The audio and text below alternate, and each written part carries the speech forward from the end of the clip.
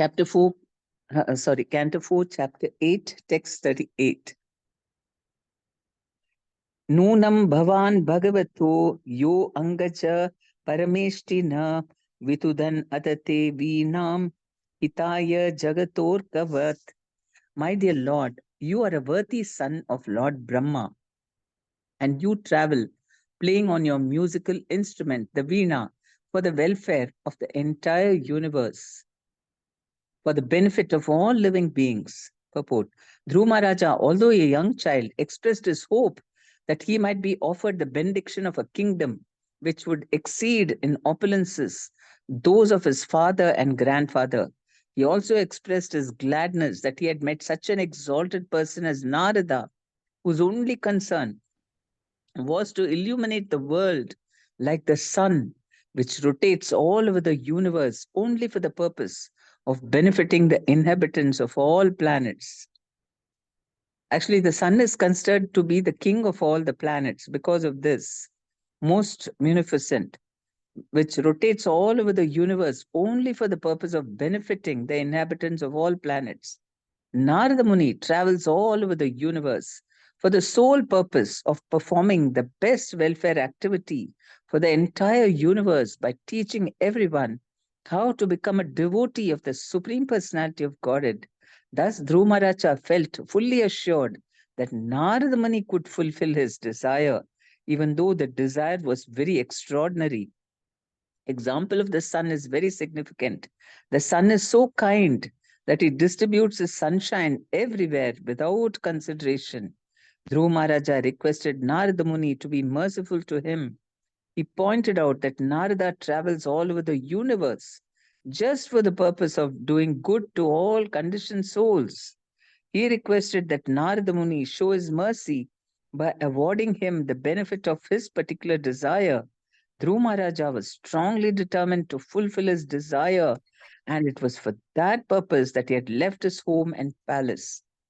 So Dhruva Maharaja is very special, and his determination is also special.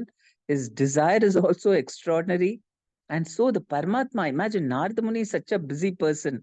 All over the universe he's going, even to the lower planetary systems, upper planetary, middle planetary, is always traveling. You can imagine such a busy person.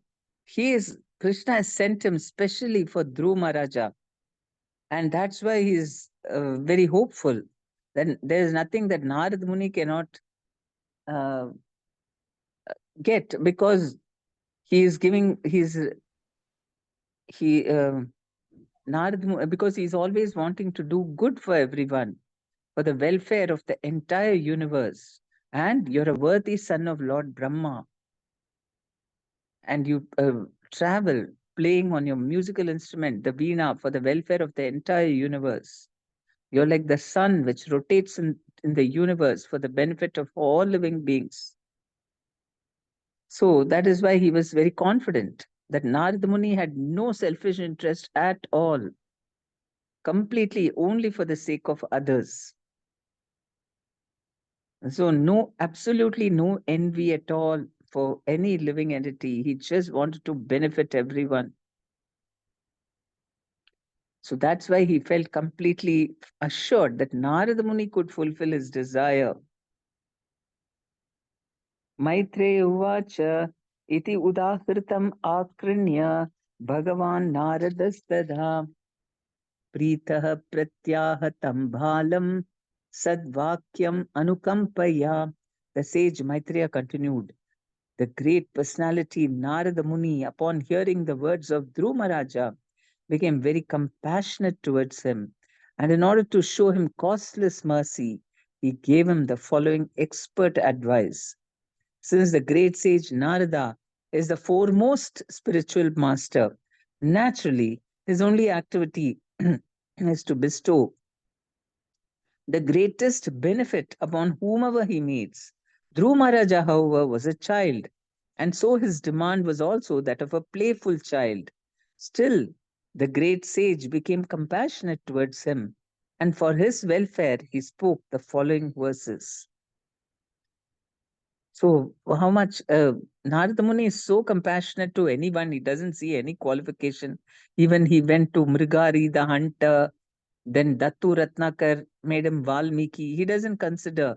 And Mrigari, the hunter, was so cruel. He kept all the animals half dead and all these things.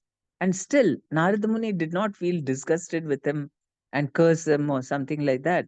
He actually enlightened him and made him into a devotee.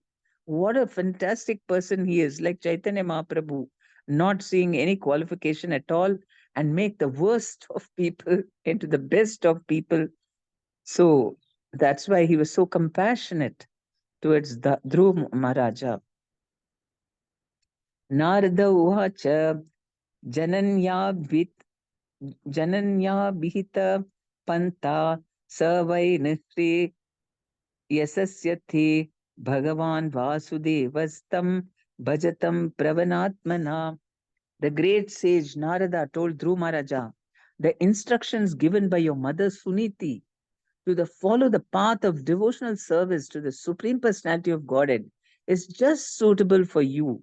You should therefore completely absorb yourself in the devotional service of the Lord. Purport. Dhruv Maharaja's demand was to achieve an abode even greater than Lord Brahma's. Within this universe, Lord Brahma is supposed to be in the most exalted position, for he is the chief of all demigods. But Dhruva Maharaja wanted a realm beyond this. Therefore, his desire was not to be fulfilled by worshipping any demigod.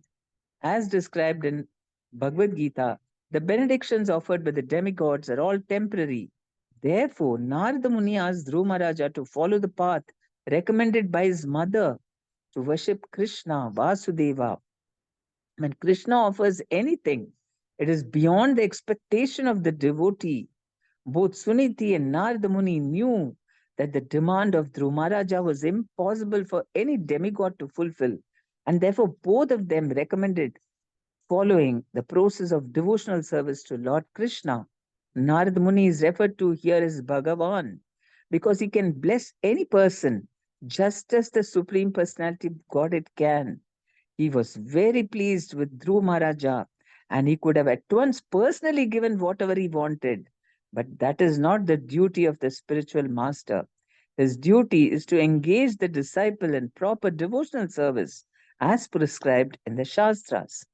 Krishna was similarly present before Arjuna, and even though he could have given him all facilities for victory over the opposing party without a fight, he did not do so. Instead, he asked Arjuna to fight. In the same way, Narada Muni asked Dhruva Maharaja to undergo devotional discipline in order to achieve the desired result. So many things come out of this one translation and purport. First thing is that Narada recognizes Suniti as also an instructing, in guiding him. And he's saying that instructions given by your mother is valid. And so you should follow that. And the fact that what he wanted, nothing is impossible for Krishna. And so, even though Brahma, there is nothing higher than what Brahma can have in this universe, still he was said, go to Krishna, he can fulfill your desire. Nothing is impossible for Krishna. And therefore, his desire was not to be fulfilled. And so, no demigods could do that. Demigods are limited, they themselves are within this universe, they don't have that power. Therefore, he asked him to follow the path recommended by mother to worship Krishna. And both Suniti and Narada knew that the demand of Dhruva Maharaja was impossible for any demigod to fulfill. Okay, they said, okay, do devotional service to Krishna. And Narada Muni is Bhagavan because he can bless any person just as the Supreme Personality of Godhead can. He is a Sakyavesh avatar and so close to Krishna and so powerful. He himself can bless anything. But he did not. So he wanted Dhruv Maharaj to take the trouble. And even Suniti, his mother, told him to take the difficulty of going to the forest So this was the mood earlier, but nowadays, people want to make everything easy for. That's why children are so spoilt. They're not allowed to, um, given all the difficulties, hard work, do that. Austerities. That is how student life was in earlier times. So people had to work hard, and then they'll feel also a sense of accomplishment and the character, because was built. Dhruv Maharaja did all those tapasya to get Krishna himself. So he got Krishna also, not simply sense gratification, but when he got Krishna, then he became purified. And even Krishna, he did not indulge Arjuna. So we can know that if we want something, we have to take the trouble. Demigods may indulge us. You go to a demigod and then you do, I mean, that is for demigod worshippers. They don't have to exert too much, and they just some minimum amount and they get. Though actually the tapasyas sometimes what they do for devatas is more difficult than what we do for Krishna. But still, it's not the duty of the spiritual master to give whatever the devotee wants. His duty is to engage the disciple in proper devotional service as prescribed in the Shastras. So that is very important. Krishna does not indulge his devotees. Whatever you ask immediately, he doesn't give. He wants us to take the trouble. Even Prabhupada, so much, one lifetime of preparation before he actually could preach. So for anyone, Krishna doesn't, if the most valuable things you have to take, otherwise you'll not know the value of it. In the same way, Narada Muni asked Dhruva Maharaja to undergo devotional discipline in order to achieve the desired result. Actually, whatever the tapasya and devotional service is not very difficult. Just we have to be a little regulated, and so we should not shy shy away from telling people the truth. This is what you have to do, little by little, as much as they can take. But we have to give them the best, because it is the best. You cannot say, somebody who's preparing for IIT, then you cannot say, okay, doesn't matter. You leave out certain things. You just take the guide and mug up some things and all that. How can you do? How will you be qualified to go and even study there? So I mean, no shortcuts. You have to, if you want the topmost thing, you have to take. And we are aspiring of after getting Krishna himself in through devotional service. So the method, whatever is prescribed, has to be followed. Dharmartha kama mokshakyam ya ichet shreya atmana ekam hi eva hares tatra karanam padasevanam. Any person who desires the fruits of the four principles, religiosity, economic development, sense gratification, and at the end liberation, should engage himself in the devotional service of the Supreme Personality of Godhead, for worship of his lotus feet yields the fulfillment of all of these. In Bhagavad Gita, it is said that only with the sanction of the Supreme Personality of Godhead can the demigods offer benedictions. Therefore, whenever any sacrifice is offered to a demigod, the Supreme Lord in the form of Narayana Shila or Salagram Shila is put forward to observe the sacrifice. Actually, the demigods cannot give any benediction without the sanction of the Supreme Lord. Narada Muni therefore advised that even for religiosity, economic development, sense gratification, or liberation, one should approach the Supreme Personality of Godhead, offer prayers, and ask for the fulfillment of one's desire at the lotus feet of the Lord. That is real intelligence. An intelligent person never goes to demigods to pray for anything. He goes directly to the Supreme Personality of Godhead, who is the cause of all benedictions. As Lord Sri Krishna has said in Bhagavad Gita, performance of ritualistic ceremonies is not actually religion. The real path of religion is to surrender at the lotus feet of the Lord. For one who's actually surrendered to the lotus feet of the Lord There is no question of any separate endeavor for economic development. A devotee engaged in service to the Lord is not disappointed in the satisfaction of his senses. If he wants to satisfy his senses, Krishna fulfills that desire. As far as liberation is concerned, any devotee fully engaged in the service of the Lord is already liberated. Therefore, there is no separate necessity for his liberation. So he's saying in devotional service only you have dharma, artha. Artha is also there, kama also, and moksha also if you want. I mean, no, moksha is already there. When you're doing devotional service, then that means you're already liberated. Therefore, there is no separate necessity for his liberation. Narada Muni therefore advised Dhruva Maharaja to take shelter of Vasudeva, Lord Krishna, and engage himself in the way that his mother had advised, for that would help him fulfill his desire. In this verse, Narada Muni has especially stressed the devotional service of the Lord as the only way. In other words, even if one is full of material desires, he can continue his devotional service to the Lord and all his desires will be fulfilled.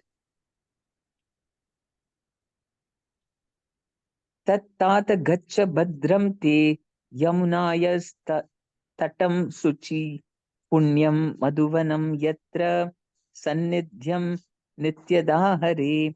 My dear boy, I therefore wish all good fortune for you. You should go to the bank of Yamuna, where there is a virtuous forest named Madhuvana, and there be purified. Just by going there, one draws nearer to the Supreme Personality of Godhead, who always lives there. Purport. Both Narada Muni and Suniti, the mother of Dhruva Maharaja, advised Dhruva Maharaja to worship the Supreme Personality of Godhead. Now, Narada Muni is especially giving him directions how this worship of the Supreme Person can very quickly fructify. He recommends that Dhruva Maharaja go to the bank of Yamuna, where there is a forest of the name Madhuvana, and begin his meditation and worship there.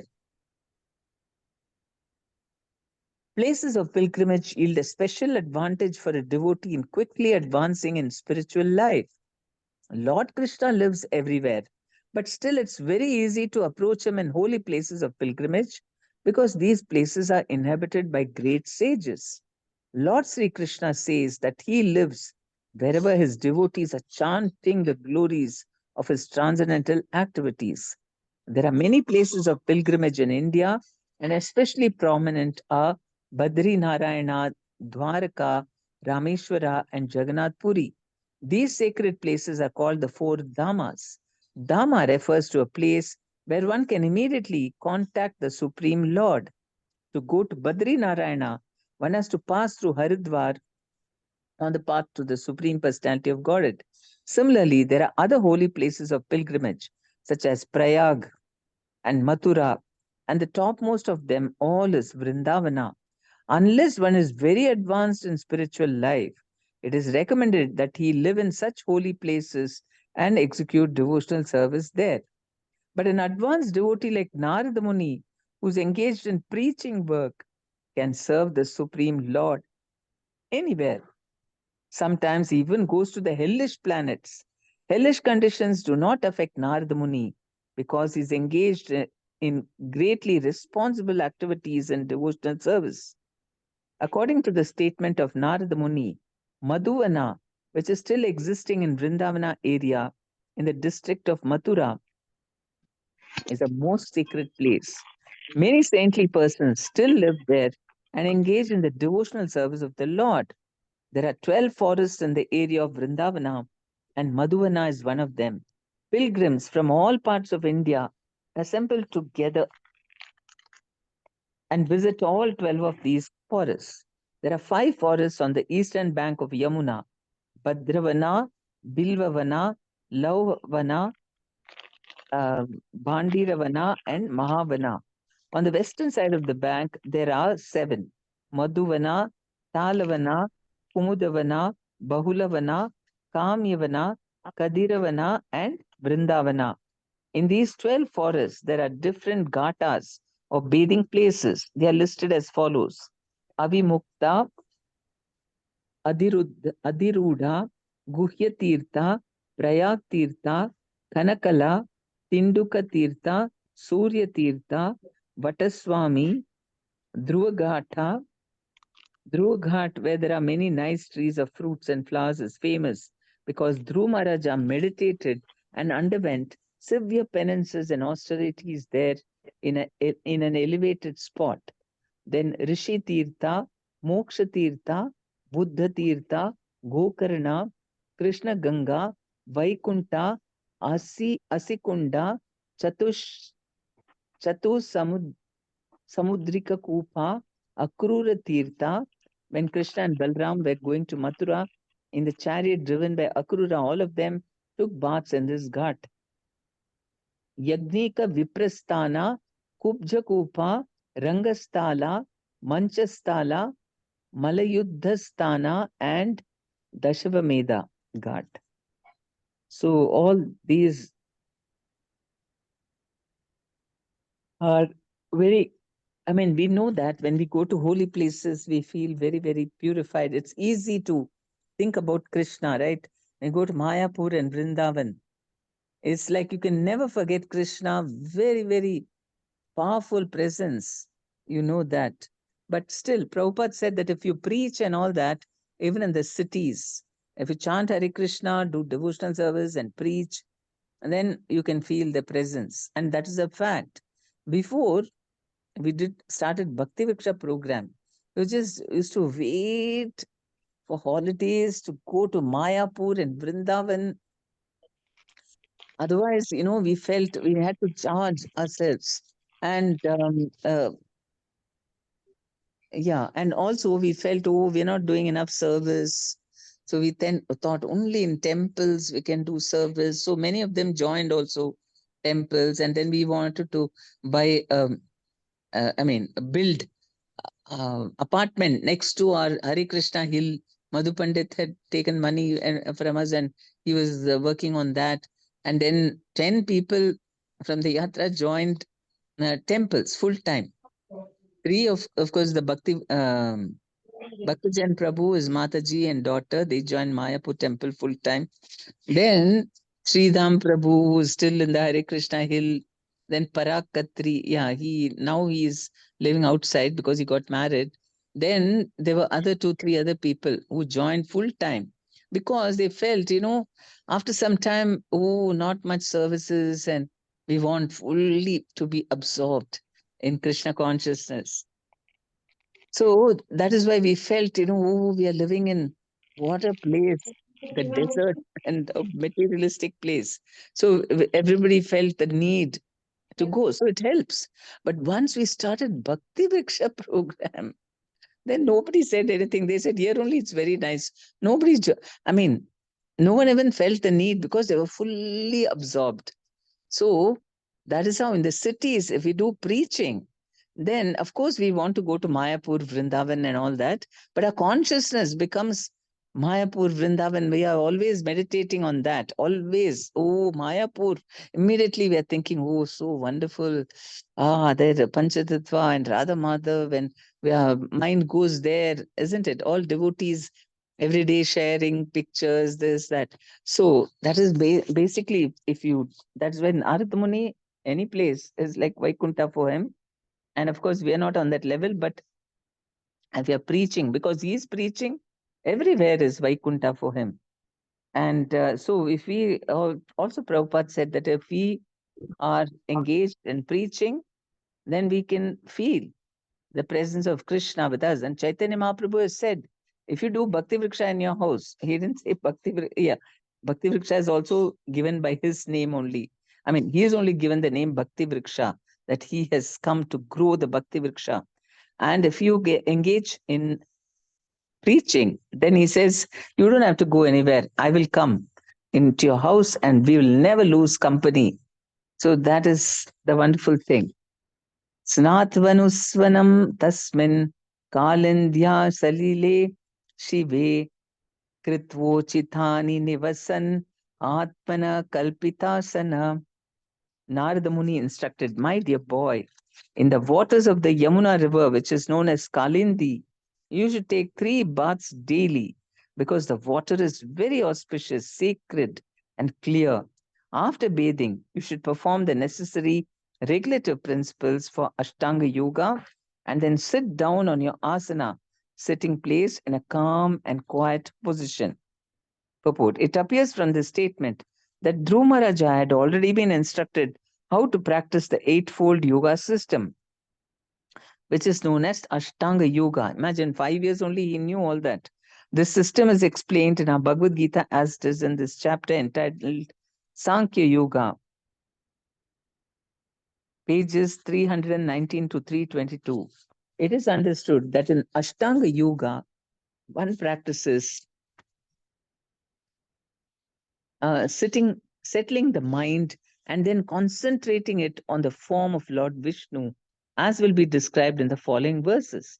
It's clearly stated here that Ashtanga Yoga is not a bodily gymnastic exercise, but a practice to concentrate the mind on the form of Vishnu. Before sitting on his asana, which is also described in Bhagavad Gita, one has to cleanse himself very nicely in clear or sacred water thrice daily. The water of the Yamuna is naturally very clear and pure, and thus, if anyone bathes there 3 times, undoubtedly he'll be very greatly purified externally.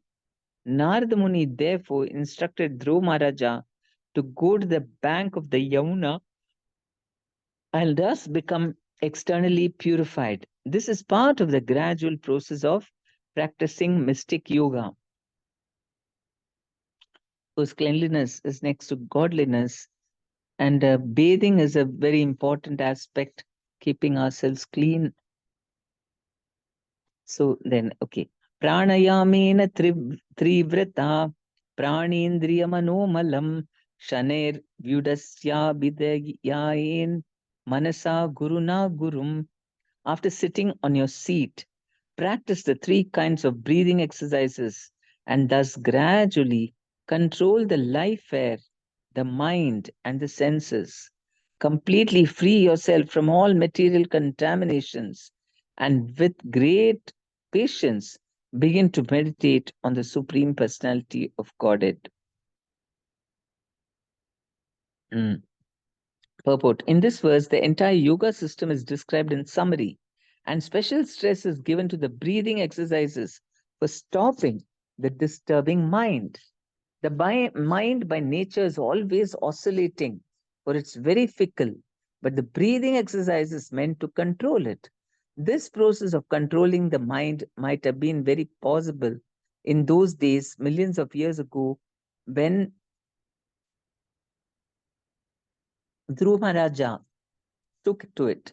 But at the present moment, the mind has to be fixed directly on the lotus feet of the Lord by the chanting process.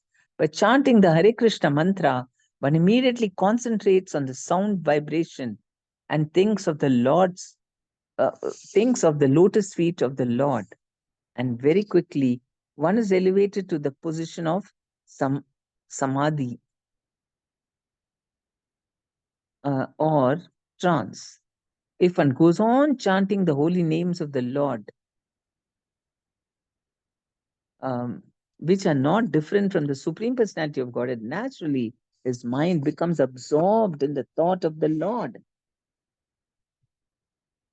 It is here recommended to Dhruva Maharaja that he meditate on the Supreme Guru or Supreme Spiritual Master. The Supreme Spiritual Master is Krishna, who is therefore known as Chaitya Guru. This refers to the super soul who is sitting in everyone's heart. He helps from within, as stated in the Bhagavad Gita, and he sends the spiritual master who helps from without. The spiritual master is the external manifestation of the Chaitya Guru or the spiritual master sitting in everyone's heart. The process by which we give up our thoughts of material things is called pratyahara, which entails being freed from all material thoughts and engagements.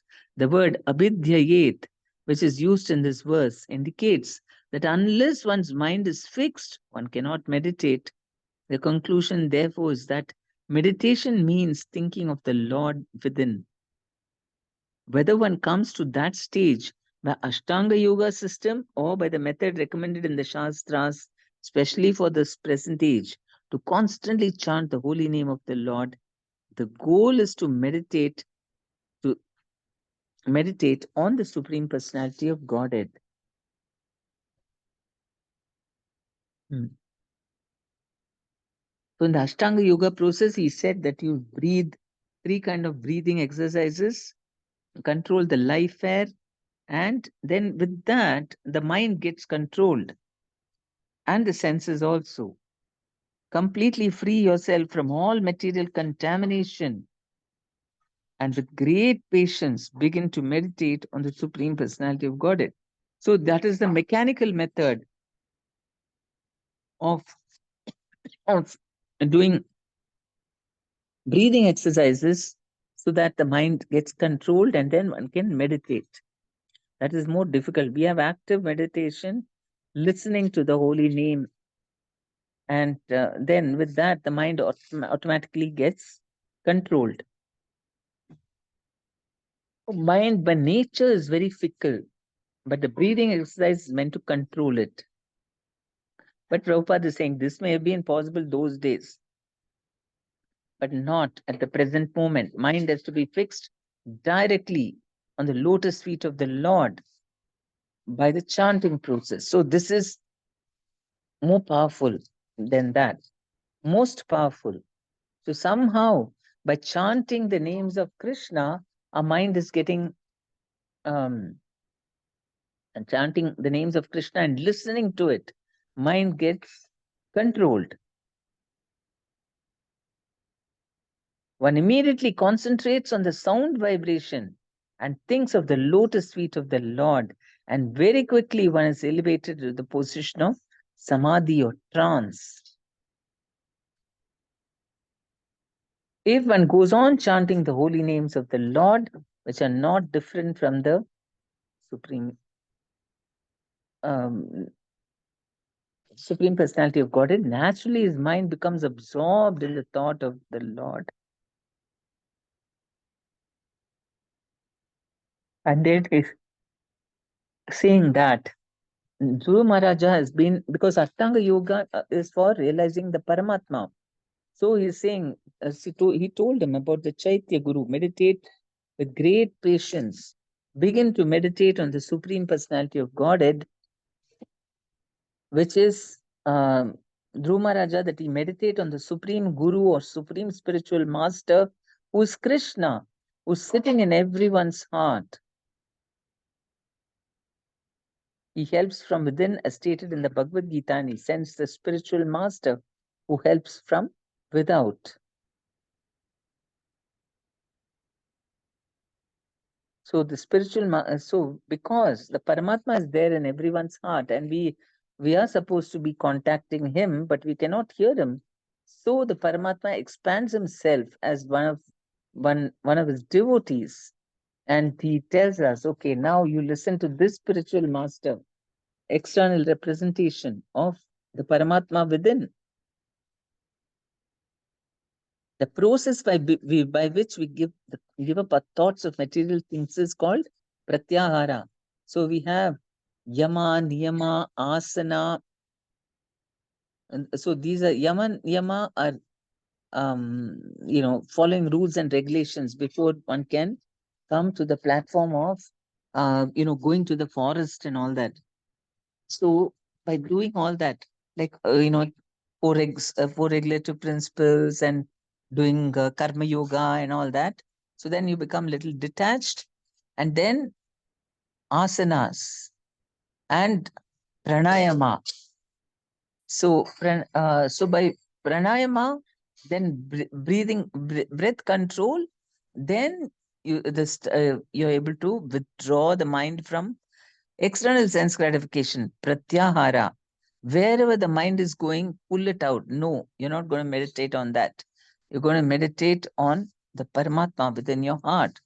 So, like that, that is pratyahara. And we also follow in devotional service, right? Wherever mind is wandering, then we bring it back under the self. We bring it back to the hearing of the holy name. So Ashtanga Yoga also, you have to go through that process of bringing back the mind under the control of the self. And here we bring back the mind to hear the holy name. Then Pratyahara, then Dharana, then Dhyana, then Samadhi.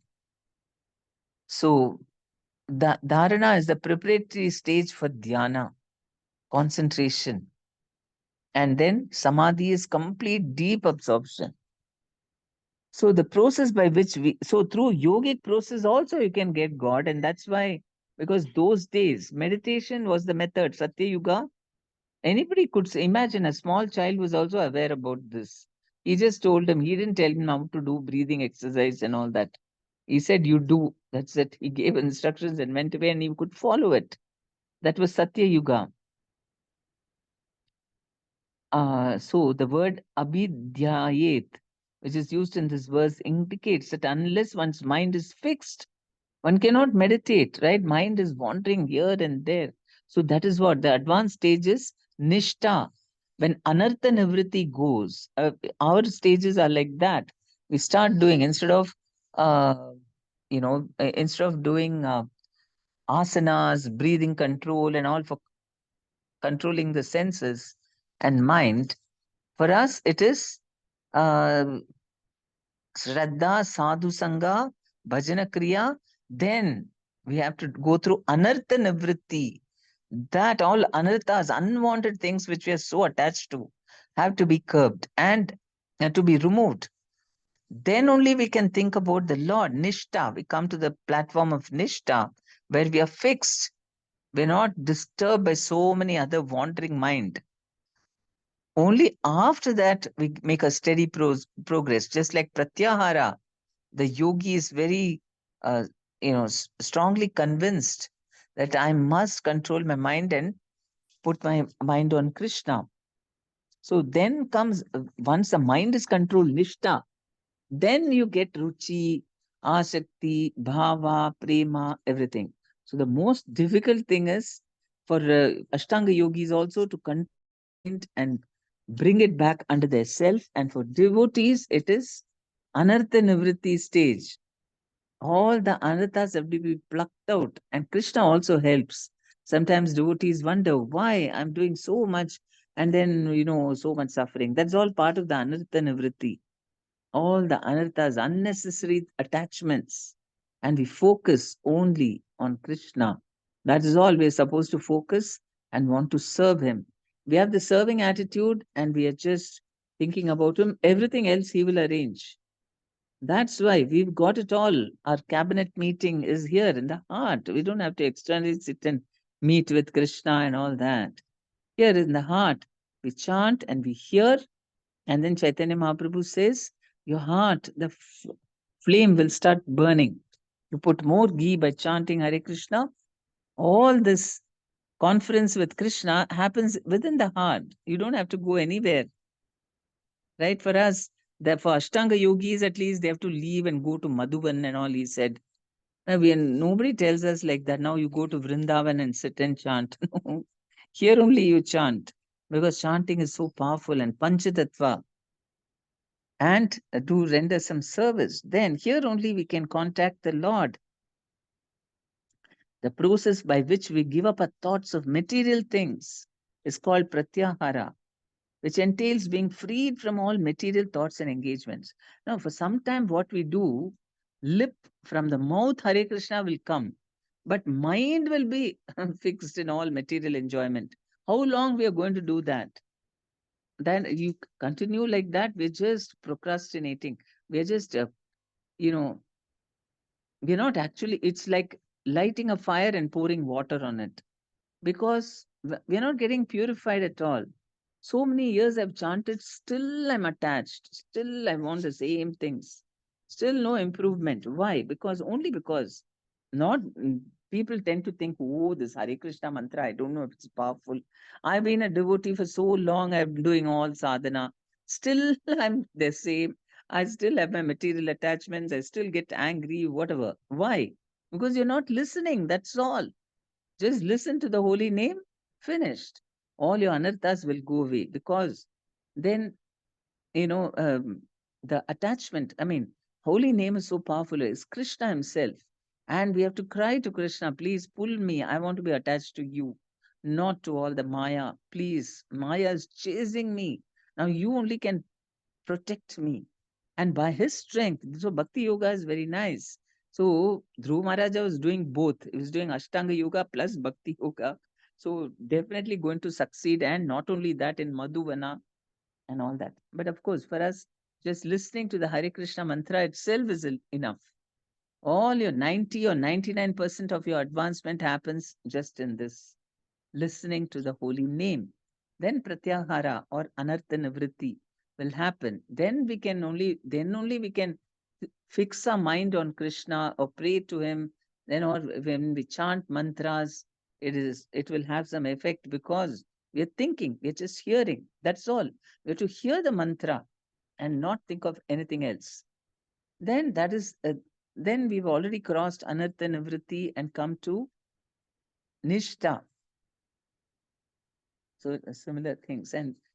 And same, what Dhruva Maharaja might have gone to the forest, but sitting at home, we can also become like a Dhruva Maharaj, fully engrossed in serving Krishna. We have to meditate upon him when we do the service. That's also important, very important. We have the privilege that we can use our body, whereas the Ashtanga yogi has to sit in one place. He can't use his senses. So very difficult. You have to advance to some extent before you can sit quietly like that forever, permanently sit. How sit your mind is too much. So we are given that benefit. You use your body, senses, everything. But listen to Krishna's names so that your mind will become absorbed in Krishna. Then body will become calm. Okay, anywhere I can just sit and keep on chanting. No problem. I don't feel restless. Only by hearing the holy name. Okay, Hare Krishna. Thank you very much. Any questions, comments? Mataji, Hare Krishna, please. My voice is okay. Hare Krishna, please.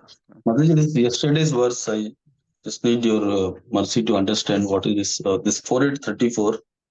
I was just reading it and I was reminding myself. This is it says like you can read it. It says every man should act like this when he meets a person more qualified than himself. He should be very pleased. When he meets someone less qualified than himself, he should be compassionate towards him. And when he meets someone equal to himself, he should make friendship with him. So is this about the spiritual qualities, Mataji, or materialistic qualities also? Both.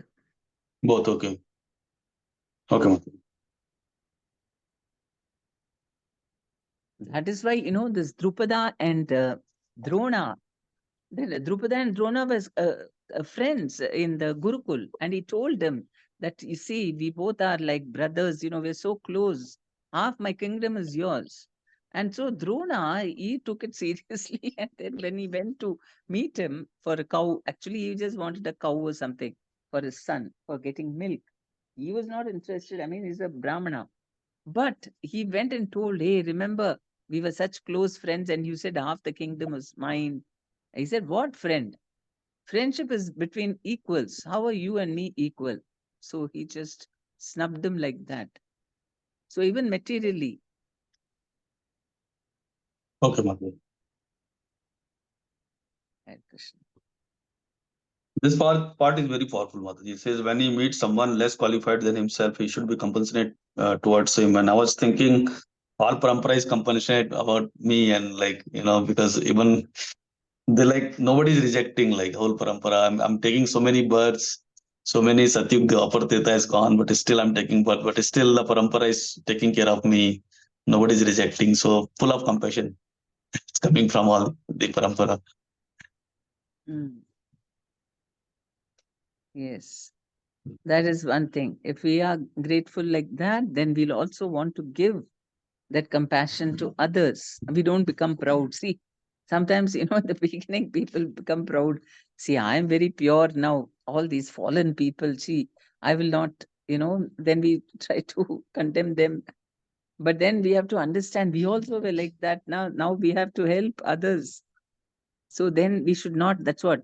Normally, what happens is we tend to criticize or find fault with those who are less or who are junior. But actually, we should, be compassionate and help them also. And uh, make friendship. We need friendships also. So with equal, we should not just show off. When equal people come together, each one will try to show off about their own thing. Because with them only it is comparable. You cannot go and show off to someone. You cannot go to the guru and show off because he is, sometimes people do that. That is not correct. Or someone, not just guru, anybody who is more than you cannot show off to him. Anyone who is less than you can also not show off to them, because anyway, they cannot understand even what you have because they don't have it. So only person who will understand is someone who has same as you, or not just understand. You can actually share with them what you are doing or what you have and all that. But then it must not be for showing off, but just friendship, especially devotees, should only want to help one another. Even friendship, maybe you can also associate and share your mind because it's same level, so you can understand one another better. Thank you, Mother.